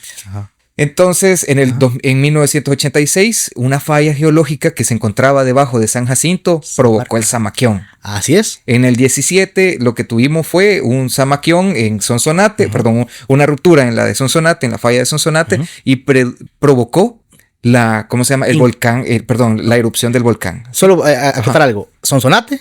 Luego hubo una inducción sísmica por esa transferencia de esfuerzo a la falla de Guaycume. Al norte de San Salvador. Y luego esa transferencia inestabilizó la parte del sistema de fallas o fracturas del volcán, y fue que ya el magma pudo salir. Y ahí fue que se dio la erupción. Mira, y tengo una pregunta, pero quizás la voy a dejar de último. A ver. Porque esta pregunta realmente creo que ya se le empiezan a hacer a algunas personas, ¿verdad? Sobre los posibles escenarios. Pero aquí me gustaría preguntarte, lo que está sucediendo ahorita en Guatemala, y lo que sucedió en los Ausoles, porque pronto vimos los movimientos recientes en Guatemala, que todavía me parece que hay movimientos, y lo que sucedió en Aguachapán. Porque en Aguachapán, hay que decirlo, los Ausoles son como ¿qué podemos decir? Una conexión de fluido magmático que está por debajo de la tierra y sustancias en la parte superior como el agua, ¿no? Y acumulación de esto, entonces cada cierto tiempo hay calor, ¿verdad? Y es algo muy común, de verdad. Pequeñas erupciones. Pueden haber pequeñas o grandes como la que se registró hace poco, ¿no? Sí. Antes de esta, hay como por el 91, 92, tú me dices, en Cara Sucia hubo una explosión, que por desgracia habría que decir mató a 28 personas, ¿sí? A lo largo de los días por las quemaduras y por lo que sea. Exactamente. Pero fue así, ¿no? O sea, fue por una misma explosión de este tipo. Sí, bueno, aquí si quieres podemos separar las preguntas. Dale, si quieres, por favor, comienzo con lo de Guatemala. Sí, básicamente uno podría decir, sí, todo está relacionado. ¿Por qué? Porque es una dinámica regional, nosotros le llamamos tectónica regional. Todo se está moviendo. Centroamérica se mueve, ¿sí? A unas tasas diferentes cada placa. Pero ya eso puede ser muy general, pero uno tiene que ser también, digamos, bien específico, saber de que existen también fenómenos naturales locales. Vamos a la parte de Guatemala. En Guatemala sí se dio una serie sísmica, se han dado series sísmicas, y de hecho yo estaba trabajando mucho con los colegas de INSIBUME, allá es el instituto de que ellos ven, el Instituto de Sismología y Volcanes de Guatemala, en el cual ellos también, a veces, eso es bien importante decirlo, de que con la región centroamericana nos apoyamos mucho, con Nicaragua en INETER, con Honduras también y con Guatemala en INSIBUME, cuando hay problemas, ayudamos en lo que podamos. De hecho, antes podemos ir como antecedente. No sé si te recuerdas, en el año 2023, el 15 de enero de 2023, tuvimos sismos muy fuertes en la zona de Aguachapán también. Y que fue producto de esta falla de Jalpatagua, que se llama. Jalpatagua es como una ciudad cerca fronteriza a El Salvador. Entonces aquí vengo yo a colación. Los sismos no tienen fronteras. Claro. Ocurren y se ve sismos en Guatemala. Y bien risible, porque nosotros decíamos, cuando estábamos publicando los sismos en el territorio guatemalteco, sismo en Aguachapán. Entonces, ¿a dónde estaba? Mira, se ocurren. Nosotros damos la mejor de las localizaciones y así es. Para esa gente que le gusta buscar el culpable. Exactamente. ¿Verdad? Entonces, pero al final lo que uno tiene que entender que son fallas que pueden atravesar países. Ahí las fronteras son idealizadas por los seres humanos, ¿no? Los ríos también dividen. Pero en esta ocasión fue Jalpatagua, que se movió, produjo un sismo de, si no me equivoco, fue de 5.1, me acordé de 5.1, el 15 de enero de 2023, bien me recuerdo, y luego desestabilizó el sistema de fallas de Aguachapán, San Lorenzo, Tiquisaya, y tuvimos un enjambre o serie sísmica ahí, que duró bastante, que tenemos como 2 meses, duró temblando, pero se daban sismos en la Jalpatagua, hicimos en la zona de sur a norte, o sea, porque una cosa, Jalpatagua va de este a oeste, porque es una falla que va así, claro, alineada a la zona de falla de El Salvador y la zona de falla de Guatemala, porque también es continua la zona de falla. Claro. Pero la falla de Aguachapán va de sur a norte. Entonces teníamos sismos así y sismos así. Y se estaban dando duro. Exactamente. ¿Por qué? Porque había inestabilizado el sistema de esfuerzos de esa región. ¿Ok? Ahora, lo que está ocurriendo recientemente ahorita en Guatemala fue un sistema de fallas que está más que todo al extremo occidental de Jalpatagua. Que yo me atrevería a decir, yo que también he estudiado esa geología y tectónica de ellos, que si bien se ha dado sismos en Jalpatagua, pero también un sistema de falla cercano que está circunscrito en una cosa que se llama Caldera de Amatitlán. Ahí se llama Caldera de Amatitlán. Que va el volcán de Amatitlán. Exactamente. Cerca ha quedado como caldera. Exactamente. De hecho, Guatemala está al norte. Claro. Está Mixco, que también es una ciudad también de ahí. ¿De dónde vienen los Mixcos? Ahí vienen. Ajá. Y abajo está Escuintla, que es una zona muy poblada. Entonces se daban los sismos que iban de sur a norte. Y yo les decía a mis compañeros guatemaltecos, mira, yo estoy analizando este sismo y veo esta distribución. Sí, veamos, vea. Entonces vimos también otra cosa que te da, que tú ratificaste que se está dando así, es la ubicación de los epicentros. Va en una línea. No, dije yo. Definitivamente le dije a mi compañero, hay un sistema de fallas que va así. Sí, me dice, tienes razón. Pero también Jalpatagua. Veíamos también que los sismos se acumulaban acá y se acumulaban acá. Entonces teníamos en Guatemala, hubo una concatenación de 2 sistemas de fallas. ¿Sí? Las cuales, al igual que pasó en el 2023, se desestabilizó. En nuestro caso, fue en las fallas de Aguachapán. Ahora, ellos les tocó las fallas de Amatitlán. Entonces, ¿qué pasa? Hubieron 2 sismos. Y ese es el problema de Centroamérica, tanto Costa Rica, Nicaragua, El Salvador y Guatemala, de que las fallas están tan cercanas que pueden inducirse una. Por eso nosotros, digamos, cuando hay un evento se pueden inducir a otras. A eso se le llaman sismos sucesivos. Y nosotros lo hemos visto. Tú bien lo explicabas en el 17. Armenia, San Salvador, erupción. ¿Verdad? Erupción, claro. Pasó lo mismo en el 51. Eso es otro terremoto emblemático que también tenía, que pasó en la parte de oriental, que es en Jucuapa, Chinameca. Allá por San Miguel y Usulután. Un sismo se dio de 5.1 y luego se dio otro de 5.4. Fue una separación de media hora también.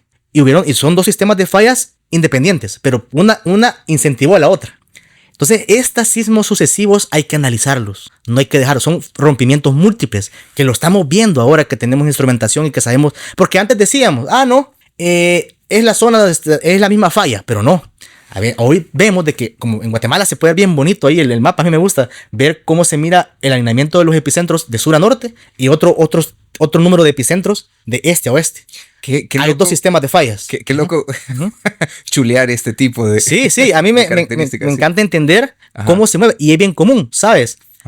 El fallamiento principal de El Salvador es de este a oeste. Es la falla de San Vicente. Es donde tenemos la mayor peligrosidad. Pero. Digamos que y de este a oeste, y tiene lógica que esté en paralelo a la falla que nosotros tenemos. Exactamente. Donde se junta, por ejemplo, la placa del Caribe y la de los Cocos. Es paralela. Muy bien. Sentido. Excelente. Perfecto. Esa es una buena, digamos, interpretación. Pero en ese movimiento que se está dando, esa acumulación de energía en este oeste, de esfuerzo, sí. a veces se generan ciertas fracturas, o yo le llamo estrías, Ajá. estrías que Son tienen transversales. transversales y que tienen potencia sísmica. El 10 de octubre del 86 fue un movimiento transversal. Por eso es que los daños fueron de San Marcos, San Jacinto, San Marcos, hacia Ciudad Delgado. Si vos ves, los daños van así. ¿Por qué? Porque la directividad, la dirección de la dirección, la dirección va de sur a norte. La grande. Entonces nosotros tenemos esa, como Guatemala, que lo está viviendo ahorita, tenemos, que ellos lo están viendo de Escuintla a Guatemala, nosotros lo vivimos de San Marcos a Ciudad Delgado. Ok, sobre esa falla. Sobre esa falla. Interesante. Por eso es importante saber cuáles son las fallas geológicas. Ok, bueno, y como tú lo dices, o sea, esto es como una especie de efecto, puede ser un efecto dominó. Ahora, aquí hay una cosa que me gustaría, tal vez que tú me digas, que puede tranquilizarnos un poco o no, ¿verdad? Y es que, vaya, por ejemplo, estos sistemas no pueden resonar. O sea, lo que me refiero es que no pueden aumentar más energía de la que tienen acumulada. Claro, sí, no, el sistema de fallas, eso es bien importante decirlo, tiene su longitud. De hecho, ahí es una longitud finita. Entonces, va asociada a la magnitud que puede tener una falla con respecto a su longitud. O sea, la falla del 86 se ha venido, digamos, caracterizando y se ha encontrado que puede haber sismos hasta 6. O sea, sismos de 6. Pero hay otras fallas que sí pueden ser más grandes, ¿sí? Que no tienen recurrencias, que no se le ha visto movimiento, pero que es importante considerarlas en los mapas de peligros, que es lo que te decía, que está a base de probabilidades. Entonces, este nuevo código ya los considera. Eso ha sido nuestro esfuerzo para considerarlo. O sea, mira, qué interesante. Lo hemos considerado para que saber bien qué aceleración puede tener el terreno en esos lugares específicos. Ahora lo que te decía, creo que me faltó los ausoles. Ya hablamos de la parte de... ¿Cuál es la relación que tienen? Ajá. Como te decía, ya hablando de la parte local, no existe una relación porque son fenómenos, digamos, distintos si lo vemos de una manera general por la tectónica, pero es muy ambicioso decirlo. Ajá. Básicamente es una cosa muy local. Aguachuca, bueno, ahí, Agua Sucia, Cara Sucia, esa parte... ahí hay base, digamos, un sistema hidrotermal. Un hidrotermal. ¿Qué significa hidrotermal? Quizás no está tan, digamos, que hay un volcán abajo. No es tan así. Sino que hay agua subterránea que queda atrapada y de que se vuelve muy caliente porque también existen ciertos cuerpos magmáticos que van pasando en ese lado, haciendo de que esto se libere de una manera súbita. Entonces ya el momento, y como lo pasó en los años 90 que tú mencionabas, es digamos, una explosioncita, así por así decirlo, de un sistema hidrotermal. No es que sea un volcán. Ya un volcán es otra cosa. Okay. En el volcán se dan terremotos. ¿Alguien ha dicho que ha habido enjambre sísmico? ¿Hubo sismicidad? Nada, no hubo nada. ¿Por qué? Porque cuando el magma se va moviendo, eso va produciendo inestabilidad en fracturas, ¿sí? Y se va produciendo, y se van localizando los eventos. Pero en este caso el agua subterránea ya dijo, mira, estoy aquí, digamos, concentrada, se acumuló la presión y ya no aguanto, ¡pum! Explotó. Entonces es un sistema, de hecho yo te lo digo, no soy experto en la materia, he leído sobre eso, pero es importante entenderlo para poder caracterizar las amenazas. O sea, caracterizarlas, porque ya hablar de un volcán ya es otra cosa. Ya son otros parámetros que hay que seguir. Mira, y tú hablaste de algo muy interesante que me gustaría que nos expliques. Que ya lo podemos ir entendiendo de alguna manera porque vemos que se van acumulando, digamos, que las energías en estas diferentes fallas, ¿verdad? Pero ¿cómo explicarías un enjambre sísmico? Correcto, muy bien. Sí, nosotros, por ejemplo, eso es lo importante de caracterizar el movimiento, porque uno va viendo diferentes formas que se manifiesta la sismicidad. Una de ellas es el enjambre sísmico, que es, digamos, tradicionalmente... Uno lo asocia como una colmena, un enjambre de abejas, ¿no? Que son un puño de abejas, entonces son asociados a un puño de sismos, un montón de sismos localizados en un mismo lugar, concentrados. Claro. Y básicamente es así. Un enjambre sísmico, básicamente es una serie sísmica, que son un montón de sismos en el mismo lugar, pero con la diferencia que todos tienen un mismo orden de magnitud. Todos son de 2, 3, 2, 3, 2, 3. Nunca hay uno que, ¿cómo se llama? Que prevalece sobre el otro, que uno de 5. Porque si pasa eso, ya no es un enjambre, es una serie sísmica. Entonces, nosotros, digamos, en el trabajo, lo asociamos mejor, hay una actividad sísmica mejor para evitar confundir a la población. Por eso es que cuando hay un gran terremoto, un terremoto fuerte, se dice que son réplicas. Réplicas. Por eso es una serie. Exactamente. Y un enjambre. Y puede, mira, y como te decía antes, la naturaleza es caprichosa. Claro. Puede haber un enjambre que produzca un sismo principal y después se den las réplicas. O sea, puede estar concatenada las dos cosas.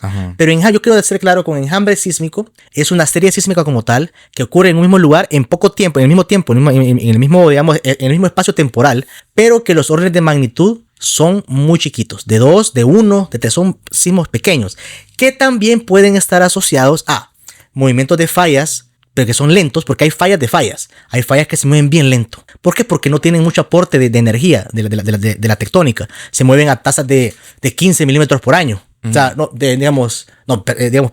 al revés. Se mueven a tasas de 1 milímetro por año. Es al revés. Entre menos se mueven, es más lento.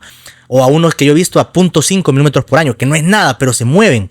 Cuando ocurren esos movimientos lentos de fallas, se pueden producir desestabilizaciones del terreno y se dan enjambres, pero chiquitos. También puede ser producto de actividad volcánica. Por eso los enjambres se asocian a volcanismo, porque es cuando se va moviendo un cuerpo magmático en la parte de abajo, en la corteza. Claro. Y ese movimiento, por la misma dinámica de fluidos, va, digamos, presionando los distintos sistemas y va inestabilizando ciertas fracturas o fallitas chiquitas y produciendo sismos pequeños. Pero cuando ya toca una falla principal con un potencial sísmico que se produce ya una gran ruptura, movimiento súbito brusco de la corteza en esa parte, se dice de que ya es una serie sísmica que tiene su sismo principal y sus réplicas. Ok. Esa es la diferencia. Y aquí hay una cuestión que muchas personas suelen decir, ¿verdad? Y es, por ejemplo, un sismo pequeño, o sea, un enjambre, es mejor tener un enjambre que tener un zamaquión fuerte, porque un enjambre va, digamos que liberando energía poco a poco. ¿Qué tan cierto es eso? Eso es un mito. Es un mito, y tal vez te lo voy a explicar de una manera, digamos, bastante como con analogías.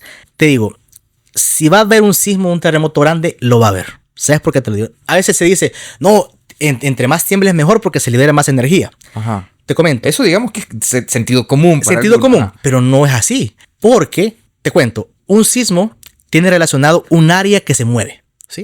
Okay. Entonces, que esté temblando mucho quiere decir que son pequeñas áreas que se están moviendo. Pero si existe una área, un área grande de ruptura, grande, que ya está, digamos,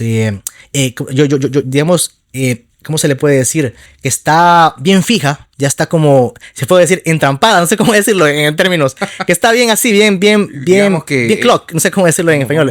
Vamos a ver, sería como bien... enganchada. Presionada. Enganchada, que ya está así, con la otra, y se está como dando esfuerzo, esa área se está presionando. Se están como rozando. Entrampadas. Entrampadas, dejémoslo así, ajá. Esas áreas ahí están, se van a mover. Ajá. Entonces, el sismo va relacionado en el área que se mueve. Okay. Entonces, entre más área es más grande el sismo. Entre más área se mueve, o digamos que se mueve entre esos dos contactos de corteza, entre más áreas hay, la magnitud es mayor. ¿Sí? Entonces, está temblando, sí, pero se están moviendo ciertas áreas chiquitas, asperezas le llamamos también, asperezas chiquitas, que no tienen nada que ver con el área que ya está bien agarrada con la otra. Entonces, es un mito. Desde un punto de vista técnico, científico, siempre lo digo, un sismo de 7 o de 8 se va a dar porque se va a dar. Que tiene su recurrencia, ¿por qué? Porque tarda bastante que esa área se vaya a mover. Se acumule, que ya no aguanto, ya ceda. Se acumule los esfuerzos. Pero los chiquitos, como es bien chiquita, rápido se va moviendo. Entonces, es un mito decir que entre más tiembla, se va a producir un sismo de menor magnitud después. No. Mentira. Cuando se va a dar, se va a dar. Ok, bueno. Es importante decir eso. Bueno, Luis, ya vamos a ir terminando este episodio, pero vamos a dejar en claro que ahí cerca del 22 de agosto vamos a estar grabando la segunda parte de esto, donde vamos a hablar de prevención y recomendaciones, mitos y realidades, las tecnologías que hay detrás de todo esto, de las alarmas tempranas y todo esto, y algunos ejemplos internacionales que vale la pena analizar. Pero me gustaría preguntarte un par de cosas como para ir terminando este episodio. Bueno, mira, lo primero es, ¿cuál es el peor escenario posible? Y esto era de lo que te hablaba hace rato, que hay que hablar de, claro, ¿verdad? Están, digamos, en este ejemplo que yo ponía, barras bajo la tierra o digamos que estas placas que están ahí en cierta posición que acumulan energía. Exacto. Y la pregunta es, ¿cuál es el peor escenario posible? Esa es la primera pregunta. Y la segunda pregunta, como tú lo decías, en función del tamaño de estas fallas, ¿sí? Y la energía acumulada, que es la energía que pueden liberar, la pregunta es, ¿existe una magnitud máxima que podríamos esperar? ¿Y cuál sería la magnitud máxima en terremoto que podríamos tener aquí en nuestra región? Perfecto, unas preguntas súper buenas que es bueno aclararlas desde ese punto de vista sismológico. Vaya, la primera pregunta es, digamos, el peor escenario, ¿sí? De hecho, el peor escenario que hemos vivido en El Salvador, como es altamente sísmico, creo que ya lo vivimos, que fue el 13 de enero de 2001, que no es un terremoto que ocurre en el mar. Y el terremoto en el mar luego lo que hace, y eso pasó, de hecho no se habla mucho porque todo estaba bien enfocado en en todos los daños que hubo en Santa Tecla por las colinas, por ejemplo, los daños que hubieron en Santiago de María, que fue un poco más, digamos, más próximo al epicentro, ¿verdad? Pero ya viéndolo, analizando los datos, las formas de onda, toda la parte sismológica, en ese momento posterior, sí, se dieron réplicas en la zona de ruptura, ¿no? Ahí en esa zona porque se está dando esa parte de estabilización. Pero eso hizo también de que inestabilizara todo el sistema de fallas de El Salvador. Cuando yo hablo del sistema de fallas de El Salvador yo hablo de la zona de falla de El Salvador que está asociada a la cadena volcánica del mismo, de nuestro país. Tenemos fallas desde Aguachapán, pasando por la zona de Armenia, luego San Salvador, San Vicente, la parte paracentral, ¿no? Luego vamos allá por Jucuapa, Chinameca, hasta bajar hasta Conchagua, inclusive hasta el Golfo de Fonseca, que hemos tenido también eventos importantes que son alusivos a a movimiento de fallas geológicas. Okay. Ahora, ese escenario es así. Tuvimos este terremoto del 13 de enero de 2001 que fue de magnitud 7.7, el cual como ya dije, desestabilizó todo el sistema de fallas y produjo enjambres, sismos, digamos, importantes en San Salvador, en Aguachapán, que los tenemos registrados en nuestros catálogos sísmicos y que tienen magnitudes que del orden de 5, del orden de 4. ¿Sí? Entonces, y eso también, y aquí quizás quiero aprovechar a explicar un término, un concepto, para la otra respuesta, es de que hablando de magnitudes, si ustedes ven durante la plática, yo nunca he dicho eso que siempre se dice de tantos grados. Eso no es bueno decirlo. ¿Por qué? Porque la unidad de magnitud de un terremoto es adimensional. ¿Sí? ¿Por qué? Porque ya siendo matemático uno acá calculándolo, nunca hay una unidad, como por ejemplo grados centígrados, claro. Grados Kelvin. No, esta es una unidad adimensional que a veces se comete el error de decir grados. Y está bien, así se atrae y hay que explicarlo. Sismo de 7.7. Ajá, pero en la escala de Richter, ya hablando en escala. Sí, y todavía eso no es grado. Hay diferentes escalas, Richter, momentos, superficiales, pero eso quizás lo podemos hablar después. En el próximo, ajá. Ahora, también de la mano está la intensidad, que es una medida o la percepción de qué tan fuerte es. Ahí sí podemos hablar de grados. 12 grados en escala de Mercalli. Pero la magnitud, por favor, no me le digan grados porque no es así. No tiene, porque es una medida dimensional, ¿sí? Que se saca de una digamos, concepción logarítmica matemática, claro, en el cual establece que esos cambios de orden de magnitud obedecen a 32 veces, por ejemplo. Pero eso no sería como por decibelios, una cuestión así, no. La liberación de energía, ¿no? Ah, bueno, sí, correcto. Cuando tú ya calculas la energía, estamos hablando de joules o de ergios. También lo calculamos, pero ya es algo que se mete en una ecuación. Pero digamos, la magnitud que está asociada con la amplitud del sismograma, ya es otra cosa, porque eso ya es solamente una unidad de amplitud, no tiene unidades, sí puede ser centímetros y todo, pero uno lo va asociando a la energía que se libera, pero en un término de magnitud adimensional. Ya se crea energía así. El sismo del 86 tuvo una energía equivalente, que no me acuerdo en joules cuánto es, creo que que el 86 fue de magnitud 5.7 en la escala de momento, se asemeja a casi similar a la energía que se liberó en la bomba de Hiroshima. Okay. Uno puede hacer esas analogías. De hecho, yo tengo bastantes analogías de eso, pero ya es un cálculo posterior. Pero la magnitud es un valor adimensional. Y que ya todos los sismólogos, los que se tratan en ese tema, saben 7.7 cuánto es. Lo que te estaba diciendo antes. Un sismo de 5, un sismo de 6, de magnitud 6, es 32 veces mayor que un sismo de 5.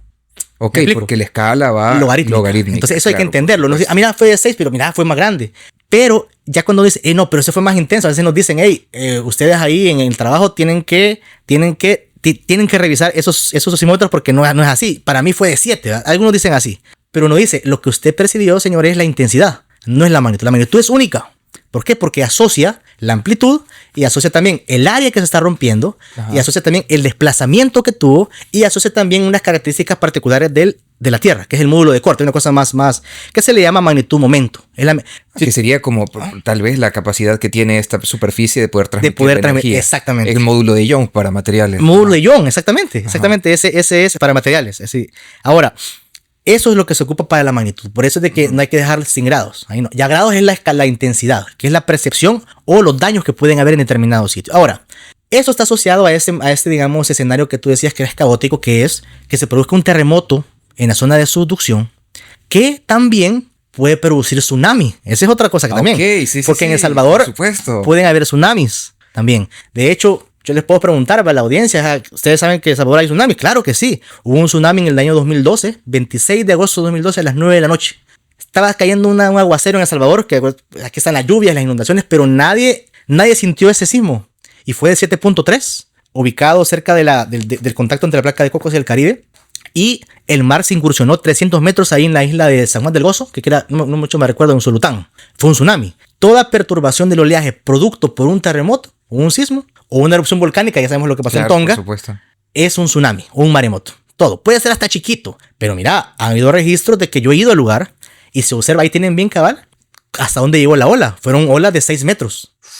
O sea, porque también un tsunami no es que es una ola como en las películas que viene arrasando todo. Ay, que lo que me mata la risa en las películas es que lo que plantean es como que si este maremoto es una ola y que arriba de esa ola, o sea, o detrás de esa ola, el mar ya tiene esa altura. No. Entonces, así como un mar el que viene. Sí, eso es fantasioso. Claro. Y está bien, vea, así es la película, vea, así lo venden. O sea, eso pero es lo que hay que vender. Ajá. Un tsunami es una serie de olas, que cual están separadas dependiendo de la longitud de onda, que se le llama, que es como una cosa que viene viniendo, pero toda la energía que se liberó allá en el mar, esta se puede ver reflejada en ese, digamos, en ese cambio de volumen que hubo en el océano. Okay. Y cuando se va acercando, se va haciendo lento la ola, pero va creciendo para la conservación de la energía. Creo que también podemos tocar ese tema, sí, por supuesto. El fenómeno del tsunami, que es importante, pero cuando hablamos del escenario caótico es un terremoto en el mar que produzca tsunami, y ojo, esa vez fue en una zona remota, en Usulután, que solamente habían, y no hay que tampoco desestimar, había gente, es valioso, pero era, digamos, no era como un puerto de la libertad. Urbana. Ajá, correcto. Y ahí sí puede haber tsunamis también,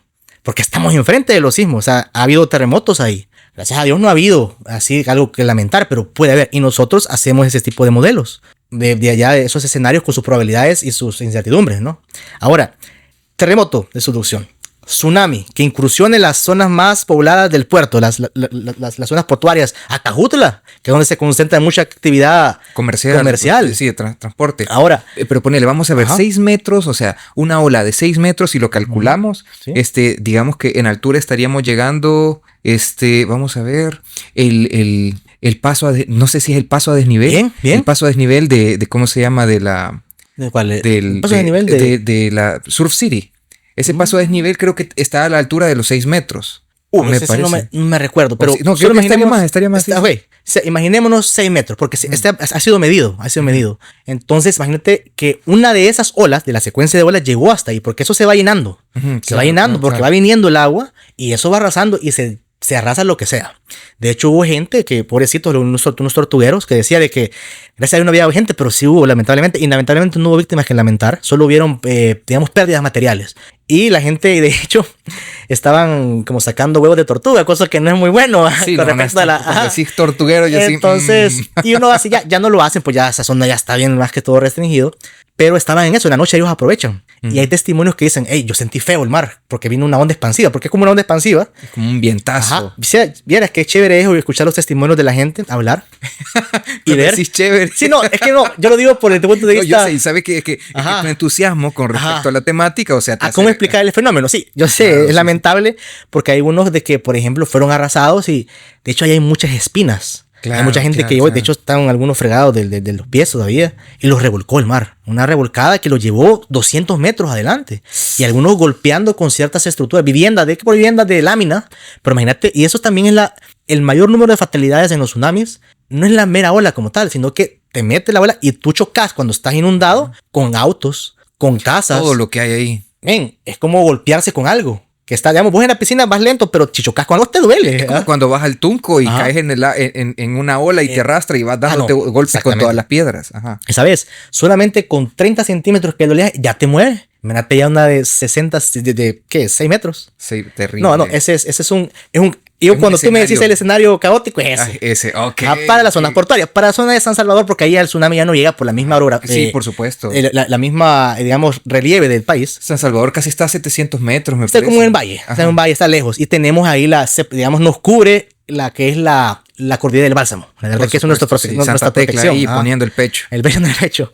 Entonces también, básicamente, de hecho, si podemos hablar, quizás tengas otros colegas vulcanólogos, te pueden hablar de que, por ejemplo, la cordillera del Bálsamo era el resto de un volcán grande antes. Okay. También hay unos restos del volcán de Jayaque, una caldera de Jayaque. Okay. Son varios volcanes que hay. A mí me llega a escucharlos. La gente no sabe, o sea, la gente piensa que aquí solo tenemos como 5 volcanes porque son de los que he escuchado, pero nosotros somos un país volcánico. Sí, todo El Salvador es un volcán. Ajá. Que ha habido volcanes de volcanes antes. Claro, volcanes. Para la caldera de Lopango, que es famosa, sacaron un documental, tú lo sabrás. Los volcánólogos saben mucho más al respecto, son más expertos, pero uno tiene que saber que hay una amenaza latente ahí, claro, hay una caldera. Sí, y si tú vas ahí a la panorámica, ves eso. formidable, majestuoso, Sí, ¿no? prácticamente. Lago Ese bonito. episodio que vamos a tener con vulcanólogos se va a llamar El piso es lava. Vaya, eso es perfecto. Ellos te pueden dar más detalles. Por supuesto. De hecho, tienen estadísticas cuántos volcanes hay activos, cuántos volcanes hay, porque ellos han ido a campo a caracterizarlos. De Claro. hecho, pero volviendo al escenario, y también caótico otro es que se produzcan deslizamientos de tierra. Imagínate otra Claro. cosa, que esté lloviendo, un terremoto que esté cayendo haya por ejemplo un huracán Mitch, por ejemplo, que hay un terremoto. Es un escenario caótico y puede pasar. Eso ya estamos hablando de un multirriesgo. Ya no es amenaza, Sí, es un y multiamenaza. hay que estar preparado para eso. Estar preparados. Puede haber deslizamientos. Puede pasar lo que pasó en el 82 en Montebello, que se produjo el deslizamiento producto del deslave.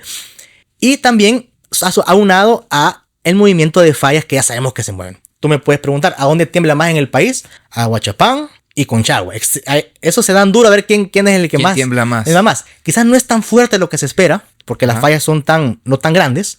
Hay veces hay fallas que son que, digamos, nosotros le decimos que es sismicidad difusa, porque no sabemos a dónde está la falla, porque está tan fallado que se produce Golfo de Fonseca, Conchagua, El Carmen, a Huachapán, a Tiquizaya, a Turín. Se están dando duro. A ver quién tiembla más. Exacto. Pero cuando nosotros vemos que hay sismicidad en San Vicente, cuidadito. En San Vicente Cuidadito.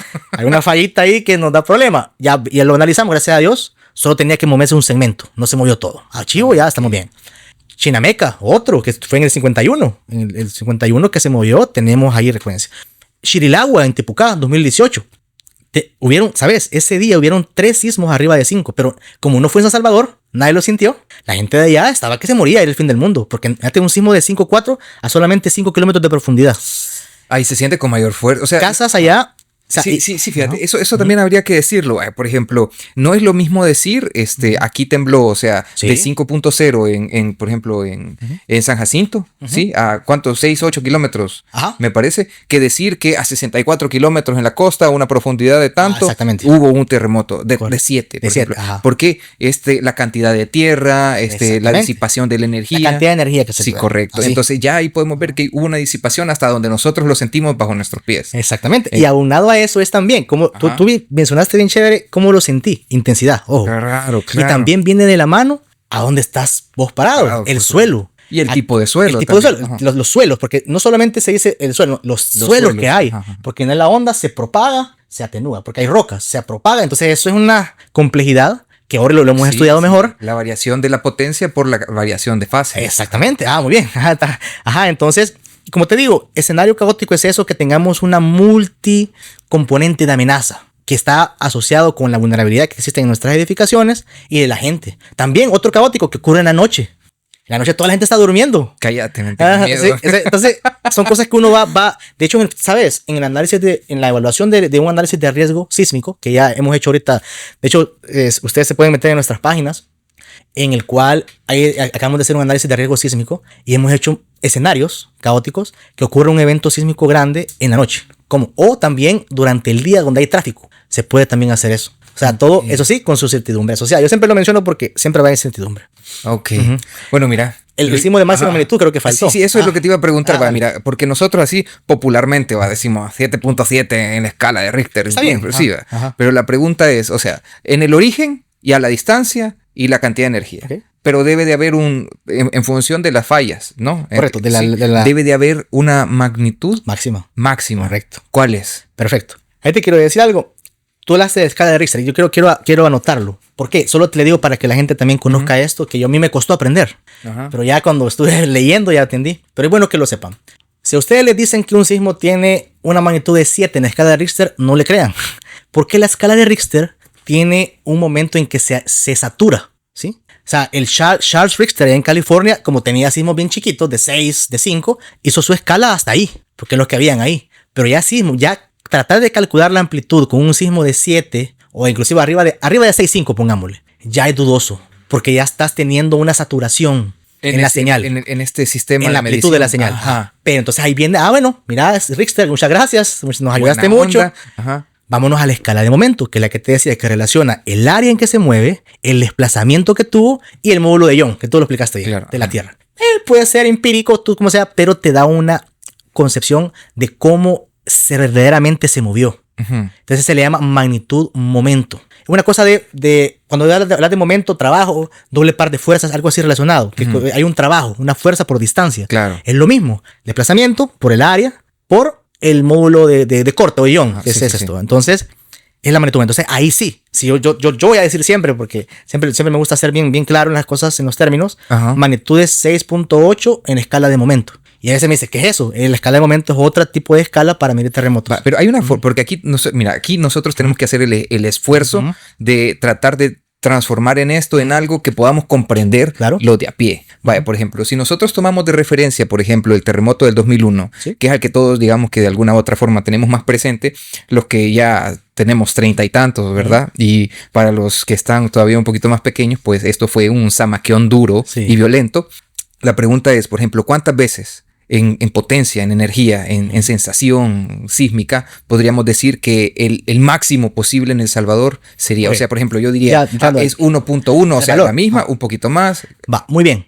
Mira, el más grande lo hemos analizado en estos análisis en estos, digamos, trabajos de modelos de peligrosidad sísmica, porque uno va viendo cuál es la magnitud máxima que puede esperar una fuente sísmica.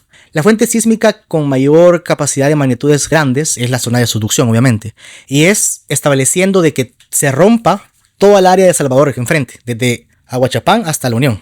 Okay. Una cosa que tiene una probabilidad muy baja, pero puede suceder. No se sabe, la naturaleza es caprichosa. Sí. Entonces, al analizarlo en términos de longitud, de área, de desplazamiento que pueda haber y del módulo de ion, se puede dar un sismo de entre 8.3 y 8.5 de subducción. Okay. Ya de 9 como Chile no, porque ya no hay donde más. Suficiente. Ajá. Si tú ves el sismo de 9.1 que ocurrió de 9.6 que ocurrió en Chile, no me acuerdo, ya rompió casi todo Chile. Imagínate Chile, ese segmento que se movió, es quizás desde Guatemala hasta Costa Rica. Chile grandísimo. O sea, si nos vemos en el mapa, un mapa mundi, en Google Earth, sí, claro, se rompió una buena parte de ese segmento. Entonces eso produjo un sismo de 9. ¿Por qué? Porque hay lugares donde se... Ahora bien, uno puede decir, mira, pero puede romper Guatemala. Sí, claro que sí. Pero como uno hace un análisis, digamos... Hacia lo que afectaría al territorio. De hecho, también hemos hecho varios análisis y hemos dicho de que puede romper también un segmento de Guatemala, El Salvador, siempre nos daba entre 8.3, por eso yo planteo rangos. Okay. 8.3, 8.5, porque también puede ser un segmento de la zona de Usulután, que fue donde fue el 13 de enero,